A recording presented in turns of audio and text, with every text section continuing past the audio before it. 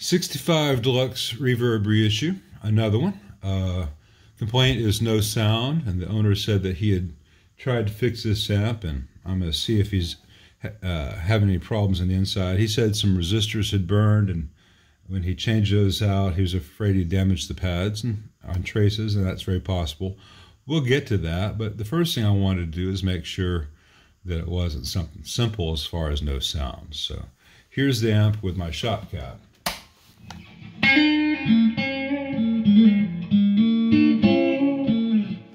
So obviously there is sound here.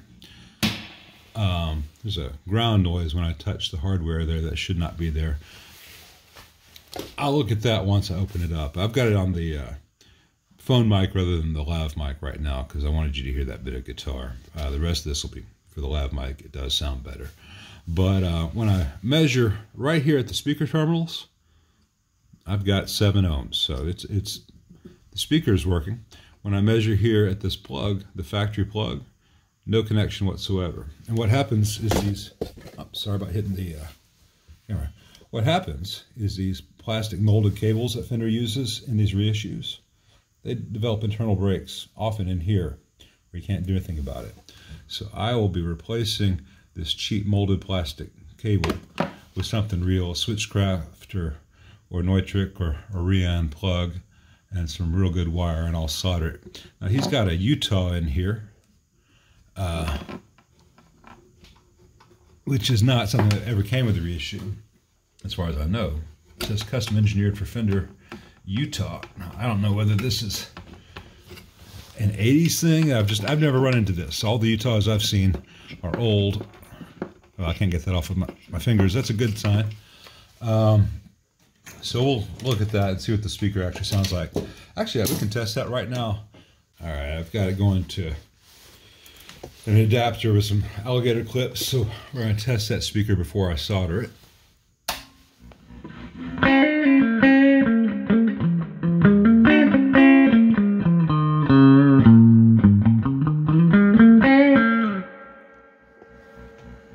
Now the speaker sounds fine, but you hear that tremolo in the background?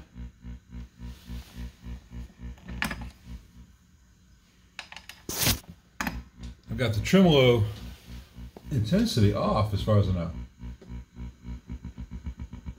But something's very audible. That could be lead dress.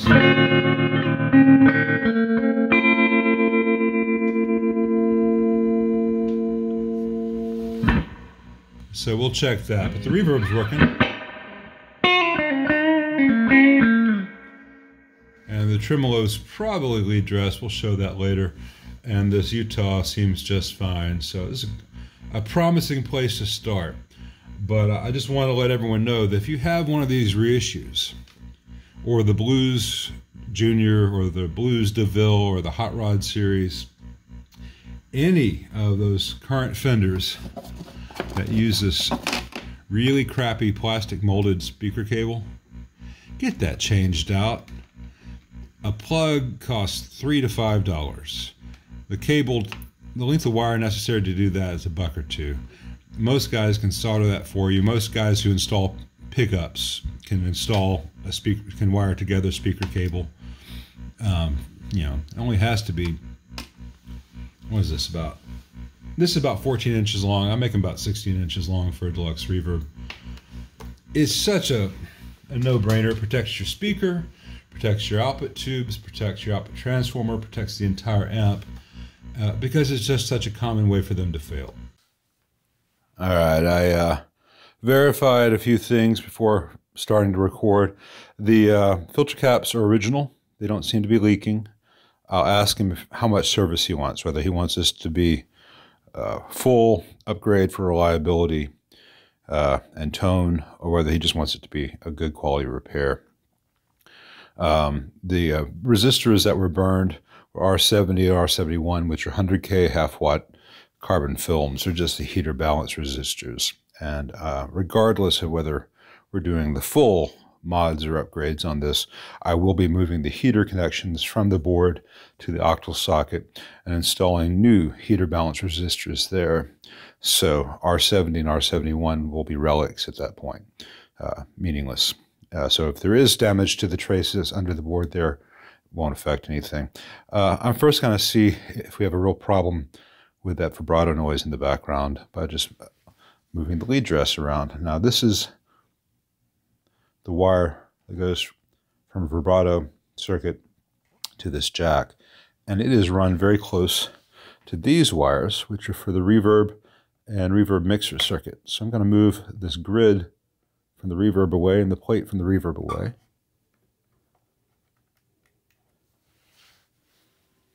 And move these grids over here, which are part of the tremolo itself.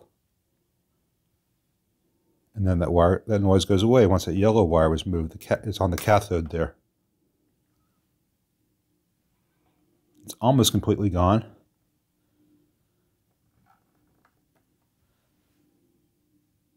Fixed. See, there's a trick for you. There's some free advice for you. So that's not a problem. It doesn't have the mistake in wiring on V3 that a lot of the reshoots have, so there's no hum there. At this point, aside from the replaced heater balance resistors, which I'm going to make meaningless once I move the heaters to the octal socket, and the not very well removed bright cap. It's here. There's some bodgy looking solder joints there. Overall this is still stock, and just moving those wires and paying attention to lead dress to care of that tremolo noise. Needs a new speaker cable because the stock one is crap. I know that the owner wants the mids pot added.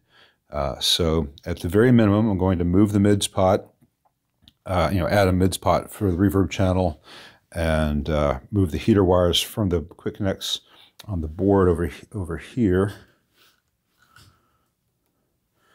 directly to the octal socket. And I will remove the burned R71 and R70 here. You can see the charring on the board there, and put new ones right there at that socket. And I'll install a new real speaker cable, and I'll make sure first that all the jacks are tight, both on the output and the input. That's a critical thing to do to these. I already double checked the fuse value. These are not tight, by the way. They almost never are from the factory. When I was checking the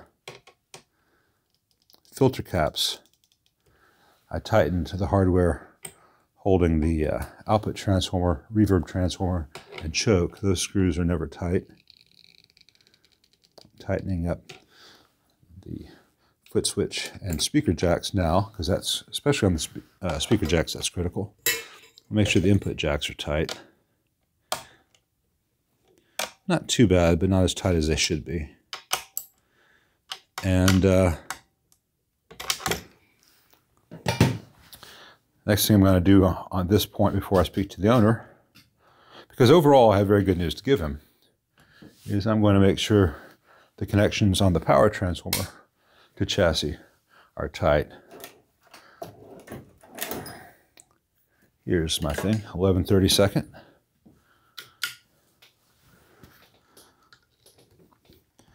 Now, while I'm thinking about it, there was a sound that went away,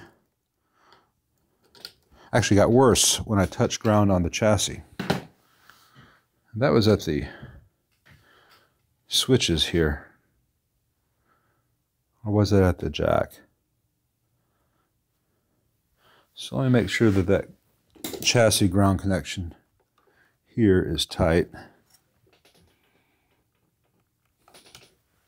I've edited out some troubleshooting that took me down some wrong paths. V2 is very noisy. Electroharmonics, which are often very noisy. I spoke to the owner. He's got a bunch of preamp tubes. We're not going to worry about that.